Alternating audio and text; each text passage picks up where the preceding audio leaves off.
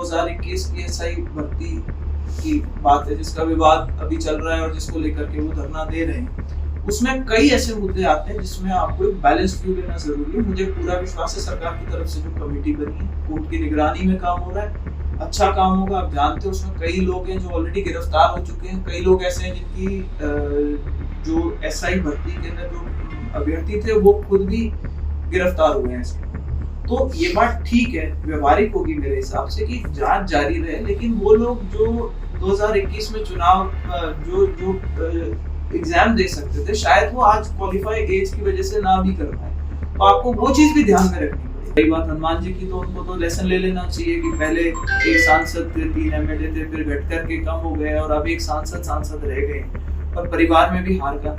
वो हर बार ये कहते हैं कि मैं जब भी चुनाव लड़ता था मैं जीतता था। एक चुनाव हारने के बाद में अगर उनकी मानसिक स्थिति ये हो गई है कि वो इस तरीके के बयान दे रहे हैं और दिए ही जा रहे हैं, रोज उनका एक ना एक बयान ऐसा कंट्रोवर्शियल आता है, तो कई बार ये सोचने पर मजबूर करती है चीज आदमी को कि क्या ये मानसिक स्थिति जो है इनकी संतुलित है या नहीं। मारोड क्षेत्र में एक कार्यक्रम हुआ था जिसमें बसपा के जो प्रत्याशी रहते लोकसभा के, उन्होंने ये कहा था कि हमारे लिए तो ठीक है, ये फिर से जीत गया, पिछली बार भी जीते ही थे ना, आपको लेकर बयान दिया था। अब ये स्थिति है कि राजपूत समाज विरोध भी कर रहा है बेनीवाल का, तो ये क्या राजनीतिक समीकरण बन रहे हैं? एक तरफ विरोध भी हो रहा है, पहले उनके ही समाज के ताल्लुक रखने वाले लीडर ने कहा था कि हमारे लिए तो ठीक ही है। देखिए सही कह रहे हैं, वो रघुनाथ जी महाराज की जयंती थी जिसका कार्यक्रम की शायद आप उल्लेख कर रहे हैं, उसकी वीडियोस मैंने भी देखी थी। और ये समय समय पर जातियों को बांट करके और आपस में राजनीतिक फायदे की चीजें जो है वो पॉलिटिकल सिनेरियो पे बहुत आम विषय बन चुका है। और जो बसपा से जो कैंडिडेट खुद नागौर में खड़े हुए थे, उन्होंने खुद ये मान लिया था कि भाई मैं तो वोट डिवाइड करने की नियत से खड़ा हुआ था, भारतीय जनता पार्टी का कैंडिडेट, यानी कि मैं ना जीत जाऊं और वोट डाइवर्ट हो जाए। हनुमान बेनीवाल जी अगर जीतते हैं तो हमारे को कोई नुकसान नहीं होता। उन्होंने समाज में मैसेज देने का प्रयास किया था, लेकिन अगर आप उसको ध्यान से देखेंगे वीडियो को, तो उनको कुछ समझदार लोगों ने स्टेज पर रोकने की भी कोशिश करी थी कि जो आप बात बोल रहे हो वो ठीक नहीं है। रही बात हनुमान बेनीवाल जी की, तो इतना ही कहूंगी कि उनका अभी जब विधानसभा के उपचुनाव हुए थे, उसके बाद उनकी पत्नी जब चुनाव हार गई, उसके बाद से उनके लगातार इस तरीके के बयान आ रहे जिसमें वो हर चीज को चैलेंज करने निकले।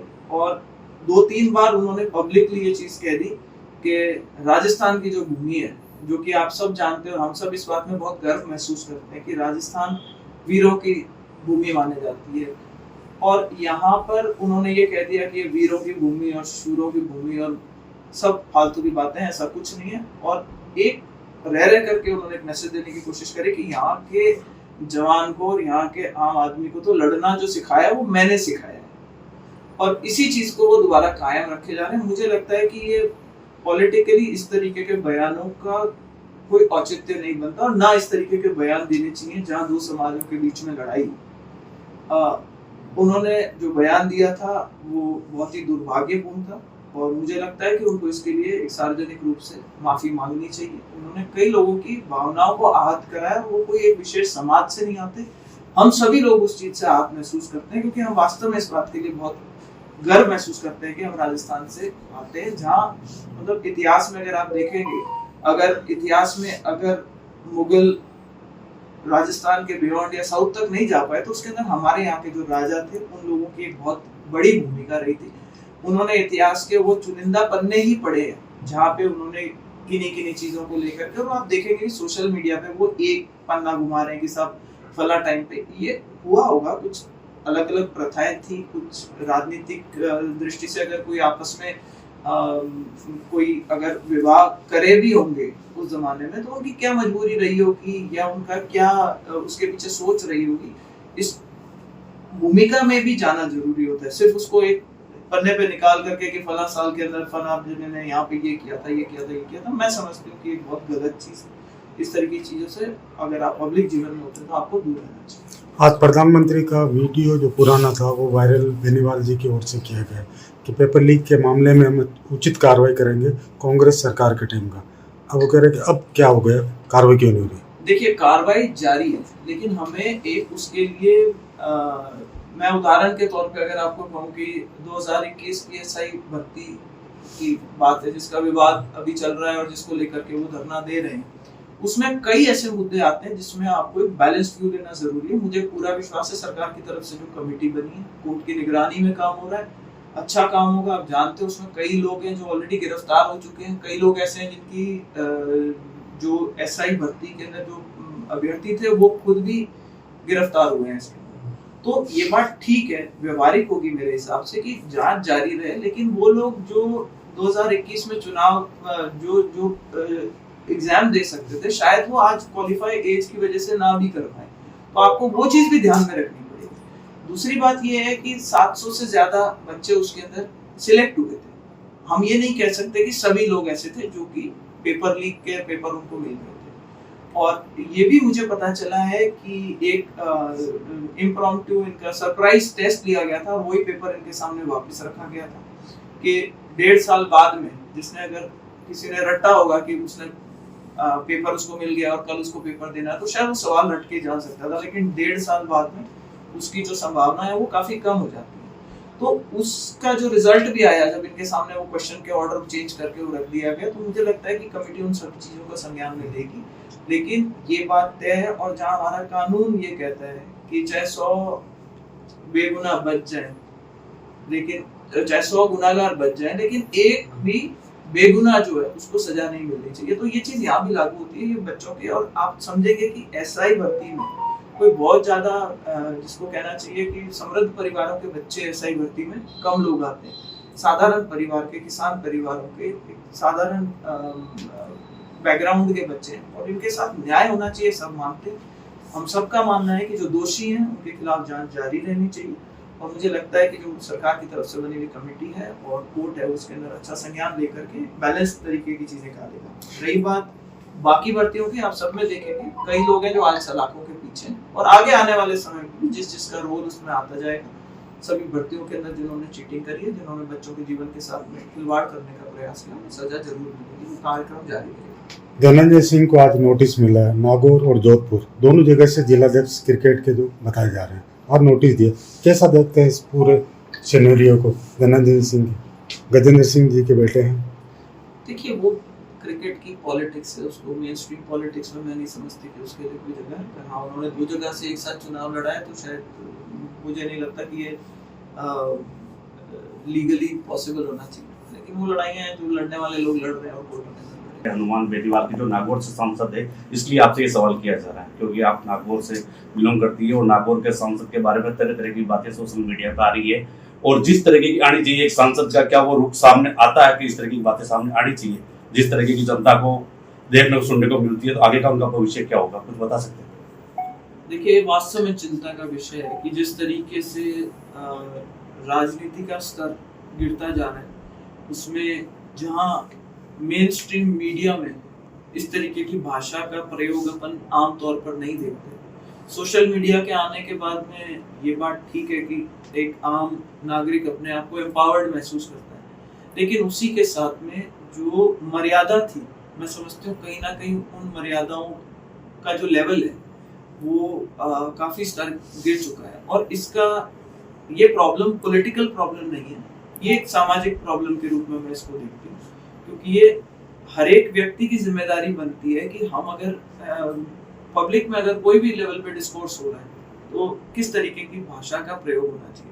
रही बात हमारे सांसद महोदय की, तो ये आप जानते हैं कि वो इस चीज के लिए काफी चर्चित भी रहते हैं, और शायद उनका टीआरपी बढ़ाने का मैंने हमेशा देखा है कि एक ये तरीका है कि आप विवादित बयान दो, अनर्गल बयान दो, लोगों पे पर्सनल टिप्पणियां करो और हर किसी को ला करके कटघरे में खड़ा करने की कोशिश करो।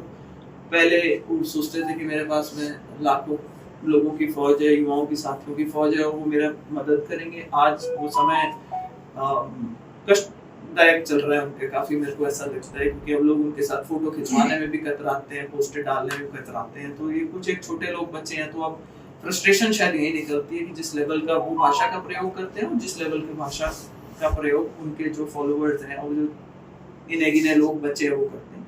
मैं समझती हूँ कि इनको हमारे दबाव के तहत नहीं, इनको समाज के दबाव के तहत इन लोगों को चीज़ों को जल्दी से छोड़ना पड़ेगा। और रही बात हनुमान जी की, तो उनको तो लेसन ले लेना चाहिए कि पहले एक सांसद थे, 3 एमएलए थे, फिर घट करके कम हो गए और अब एक सांसद रह गए और परिवार में भी हार का। वो हर बार ये कहते हैं कि मैं जब भी चुनाव लड़ता था मैं जीतता था। एक चुनाव हारने के बाद में अगर उनकी मानसिक स्थिति ये हो गई है कि वो इस तरीके के बयान दे रहे हैं और दिए ही जा रहे हैं, रोज उनका एक ना एक बयान ऐसा कंट्रोवर्शियल आता है, तो कई बार ये सोचने पे मजबूर करती है चीज आदमी को कि क्या ये मानसिक स्थिति जो है इनकी संतुलित है या नहीं। और ये पार्लियामेंट के अंदर आप बैठते हो, एटलीस्ट जिसको हम पार्लियामेंट्री भाषा कहते हैं उसका इनको प्रयोग करना चाहिए, ऐसा मेरा मानना है। और ऐसा ही दबाव समाज की ओर से इनके ऊपर होना चाहिए और इनके साथ में जो इनके फॉलोअर्स हैं उन पर भी होना चाहिए सोशल मीडिया। जिस तरह से एसआई एग्जाम भर्ती कोर्ट में चल रही है, हनुमान बेनीवाल का धरना प्रदर्शन कितना जायज है कितना नहीं है, उसको लेकर आप क्या सोचते हैं? देखिए, इसको पुष्टि तो नहीं करी जा सकती, लेकिन हमारे पास जो सूचना है वो ये है कि इनको कहीं से ये इन्फॉर्मेशन मिली थी कि शायद ये भर्ती कैंसिल हो रही है। तो पड़ा जैसे आप जाइए और इसको लूट लीजिए। तो तब से वो उसी लड़ाई के अंदर वहाँ पे बैठे हैं अपने 20 समर्थकों को लेकर के, जहाँ वो कहते हैं हजारों की भीड़ आया करती थी और मैं लाखों की रैली करूँगा। तो कहीं ऐसा नहीं हो कि वो जो कार रैलियाँ होती थी वो कार रैलियाँ बन करके रह जाए। आज तो वहाँ धरने पे अपने बेटा और बेटी को भी बिठाया। हाँ, उन्होंने एक कल भी मैं उस पर भी कहना चाहूंगी कि पर्सनल टिप्पणी करी थी कि जो मेरे हस्बैंड है उनको आना चाहिए, उनको हम देखते नहीं है। तो समय समय पर जब कभी कोई विशेष मुद्दा होता है तो वो आ जाते हैं, लेकिन ये हनुमान जी को भी सीखना चाहिए कि घर में अगर सारे परिवार के अंदर अगर राजनीति करने लग जाते हैं और हमारे जैसे लोगों को राजनीति में आते हैं तो हस्बैंड कमाई करते हैं और हम आप लोगों के बीच में आकर के जनता की सेवा करने का प्रयास करते हैं कि अगर सारा ही कुंडवा घूम रहा है तो ये उनका पेशा भी शायद यही हो सकता है। जो बच्चों को भी लेकर के बैठ गए जिनको स्कूल जाना चाहिए या अभी तो चलो छुट्टियां शुरू हो गई होंगी, उनको भी भाषण देना, पूरा परिवार लगा हुआ है, जन सुनवाई कर रहे हैं तो मर्जी है जिसके जो जन सुनवाई कर रहे हैं। मेरा ऐसा मानना है कि जो पब्लिक लाइफ में होता है वो पब्लिक का काम करे और जो अपना पेशा प्राइवेट कोई धंधे में अगर अपना काम कर रहा है तो अपना काम करे। इस तरीके की टिप्पणियां हमको नहीं करनी चाहिए थी। उसमें भी कुछ अनर्गल पता नहीं क्या बोल रहे थे। 2090 में मेरे पिताजी ने चुनाव लड़ा, 2090 आने में तो भी काफी साल बाकी है, हनुमान जी को याद दिलाना पड़ेगा।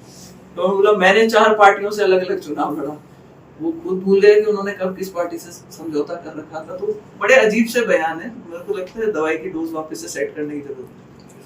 हनुमान बेनीवाल ने अपनी सुरक्षा भी हाल ही में लौटा दी थी वापिस पुणे, और एक वीडियो वायरल हुआ था जिसमें सुरक्षाकर्मी जो हैं वो बच्चों को क्रिकेट खिलाते हुए नजर आ रहे थे उनके घर में। उसको लेकर ये सुरक्षा वाला क्या मसला, कभी हट जाती है कभी है सुरक्षा भी। देखिए, ये तो प्रशासन की चीजें हैं कि अगर कहीं किसी को कहते हैं कि इनको थ्रेट है, कभी देख खुद कह देते हैं कि मुझे थ्रेट है, कभी कहते हैं कि नहीं मैं तो किसी से डरता नहीं हूँ। तो हमारे को खुद ही कई बार समझने में दिक्कत होती है। और फिर जब मिल जाती है इनको सुरक्षा, उसके बाद में बच्चों के साथ में क्रिकेट खेल रहे होते हैं।